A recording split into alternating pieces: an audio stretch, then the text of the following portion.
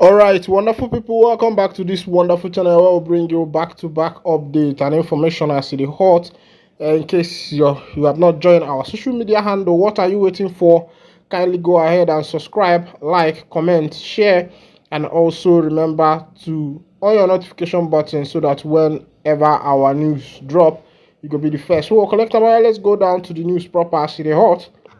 Before I go to bring you the information and matters wey be say it happen for the land of the indigenous people of Biafra, make I bring you matters of two soldiers for Dangote refinery, as it has been reported that these two soldiers has been detained who carried out an operation of taking armored cable from that Dangote refinery, and this is a very regrettable act and it paints a bad image of the Nigerian army. Let's go down to the full detail of the information. The Nigerian army on Wednesday said two soldiers accused of stealing armored cables of the Dangote refinery are currently in custody. Maybe before I continue, I want to talk on one or two things based on these soldiers and what could lead to that particular act of stealing armored cables. As it be, I know that nothing justifies the act of stealing, but I want to sincerely tell you that the salary of these soldiers are very poor. Sometimes it is not even enough to take care of their families. The same thing applies to teachers, the same thing applies to lecturers, the same thing applies to civil servants all over Nigeria. Of course, you know the cost of thing now.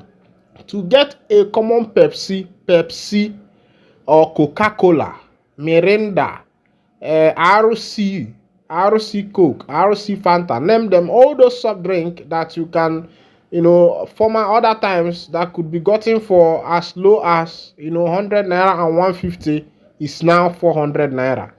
So if you don't have up to 400 naira, it means that you will not be able to take a soft drink.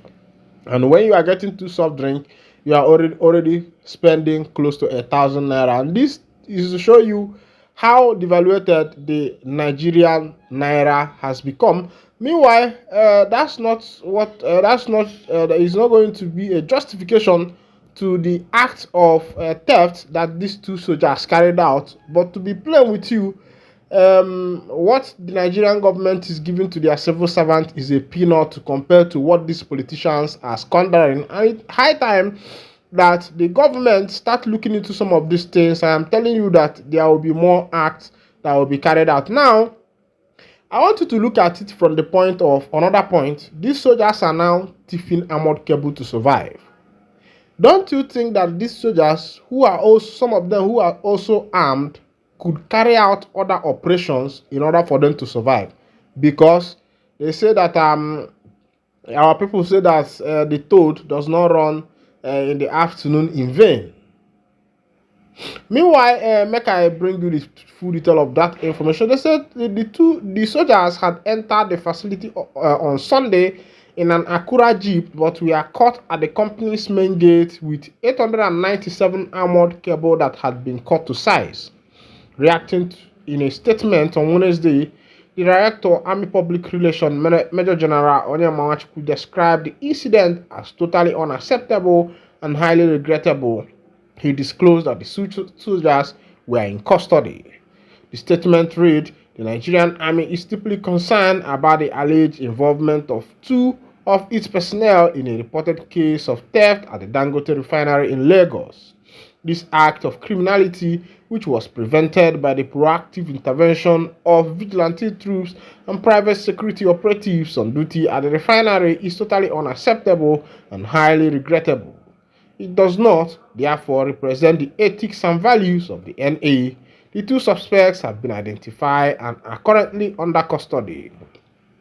But I don't see as that matter they happen. I don't want to carry my head they put for that matter wey be say a consign Dangote and the NIG army. But the thing be there be say say our people say that sometimes when two friends are joking, that's when they tell themselves the truth. To be frank with you, what civil servants are earning in Nigeria is peanut to compare to common politicians wardrobe allowance, common politicians food allowance. Now it means that the civil servants in Nigeria are just working for the politicians. They are more or so slave to the politicians in Nigeria, because these politicians earn their money in billions, in millions. Now tell me, what is their work? They have been working for years. If these politicians are actually working, why is Nigerian roads still the same? Why are they still adding on the yearly budget of the nation? Why are they still adding things like road construction, pipe-borne water, hospital? These are the things we are still talking about in Nigeria. Meanwhile, these politicians are earning their salaries are in millions, and after they have left office, they still collect what is called pension.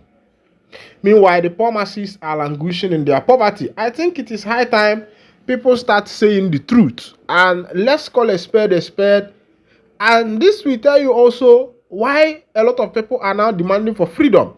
Now, it is not only the Biafrans that are demanding for freedom. The Yoruba nations are now agitating. They want to be free because of the marginalization, because of the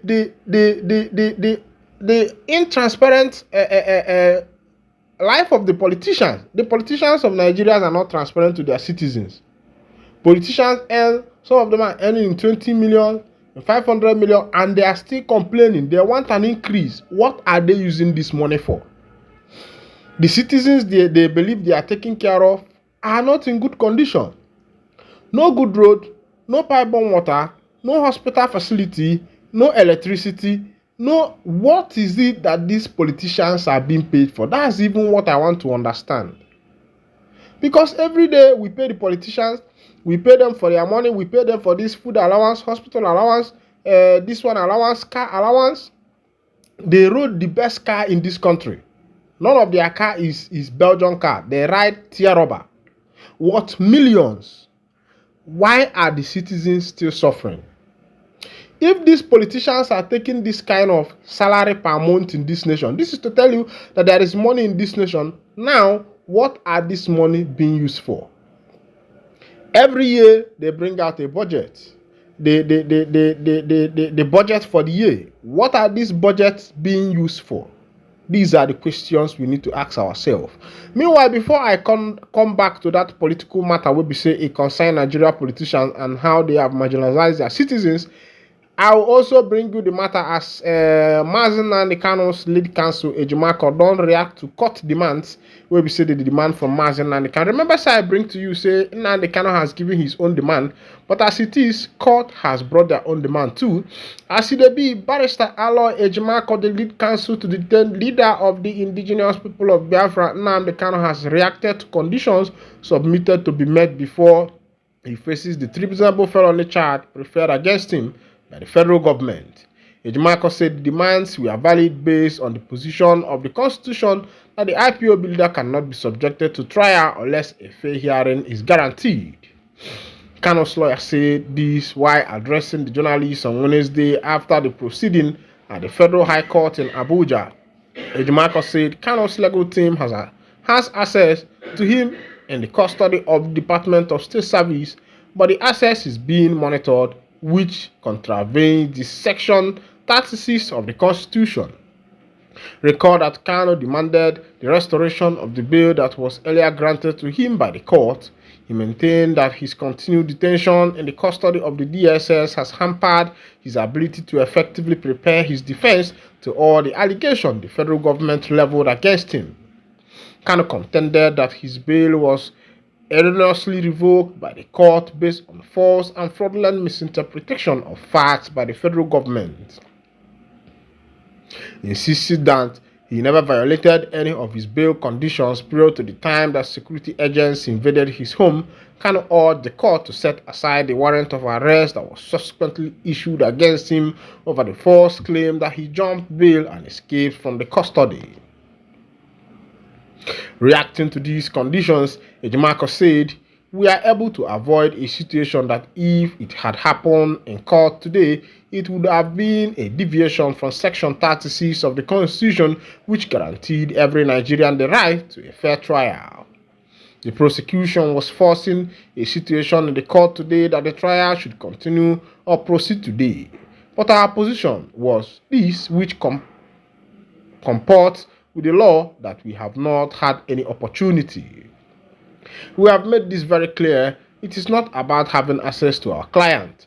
We do not have access to our client. Access is monitored, hampered, to the point that we are unable to discuss with him within that zone of confidentiality that is guaranteed between a lawyer and his client. And that enhances the defense we shall prepare to properly defend him against charges that carry the death penalty.